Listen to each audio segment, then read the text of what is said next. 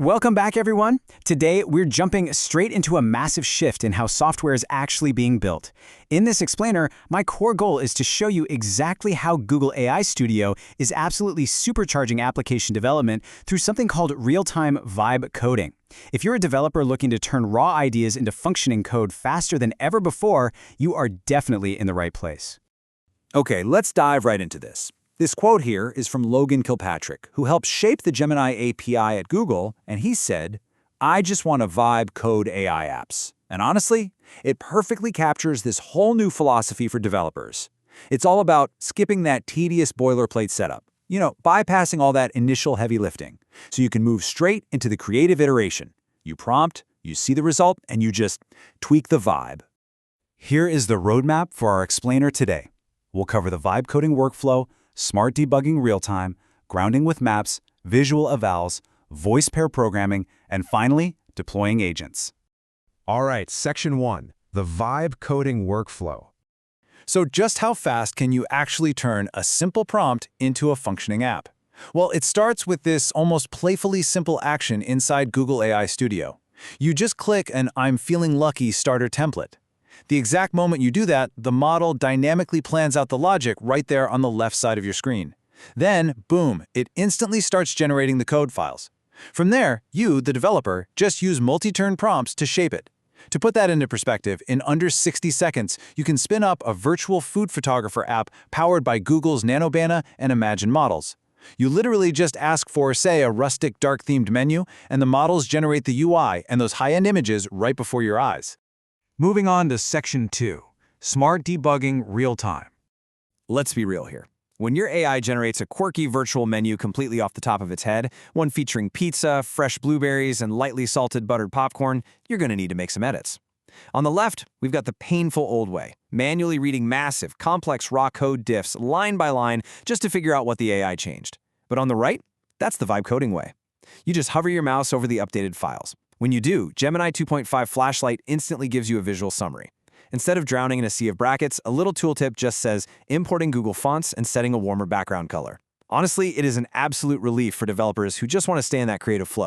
And this brilliantly illustrates how the AI Studio environment keeps you entirely in the driver's seat using checkpoints. You can track your iterative code diffs turn by turn. If you don't like a change, no problem, just roll it back.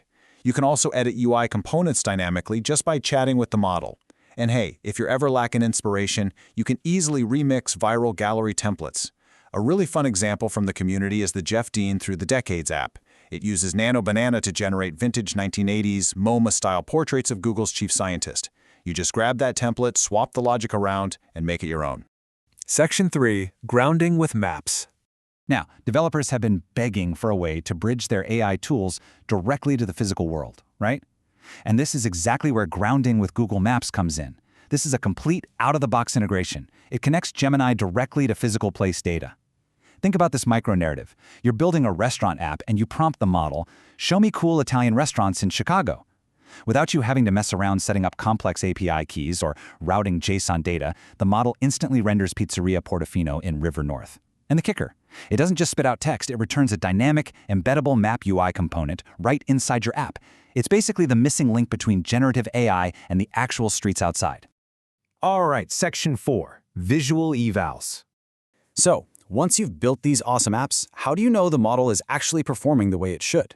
Well, developers are increasingly ditching purely text-based evaluations and using visual outputs to test model capabilities. A really famous community example of this is Simon Willison's Pelican task.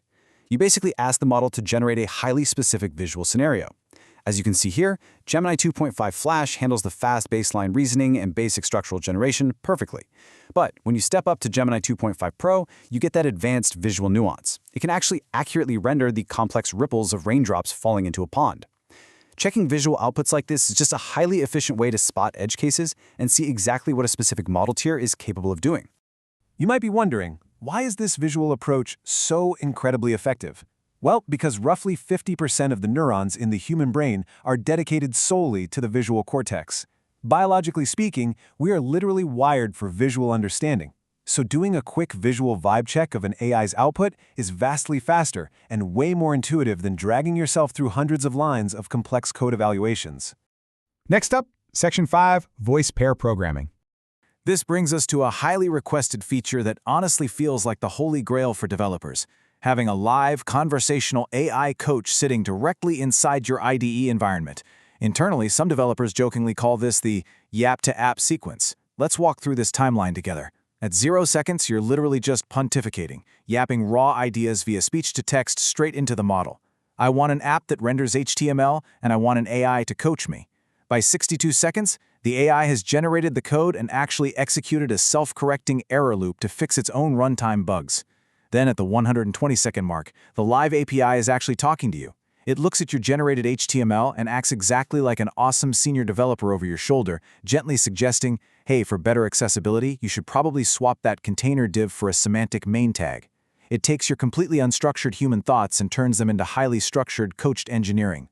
Finally, Section 6, Deploying Agents. Because an app isn't really an app until it's live, right? Google AI Studio makes moving from a local playground to a production environment incredibly frictionless. You simply select your Google Cloud project directly within the Studio UI. From there, it is literally a one-click deploy to Cloud Run. Now, if you attach a billing account, you can unlock the really heavy-duty premium models, like VO3 1.1, which is state-of-the-art for video generation. Using that, you could easily deploy a Future Me 8-second vlog generator that creates a high-fidelity video predicting your future career and instantly get a shareable URL to send to your friends. So, the crucial point we are arriving at here is that we are officially entering the era of scaffolded models. Historically, models just took in text tokens and output text tokens. But now, these AI systems are eating the scaffolding. They inherently utilize developer tools right out of the box. They're spinning up code sandboxes, pinging background APIs like Google Maps, and even using computer use models to navigate web browsers on your behalf. They aren't just thinking anymore. They are taking concrete actions. Which leaves us with this final, provocative thought to wrap up our explainer today. With all these built-in tools, sandboxes, and autonomous capabilities, are we still calling them models, or have they already become agents? The line is blurring faster than ever. I highly encourage you to jump into Google AI Studio, try vibe coding for yourself, and see exactly what these systems are capable of building today. Thanks for joining me on this explainer, and keep learning.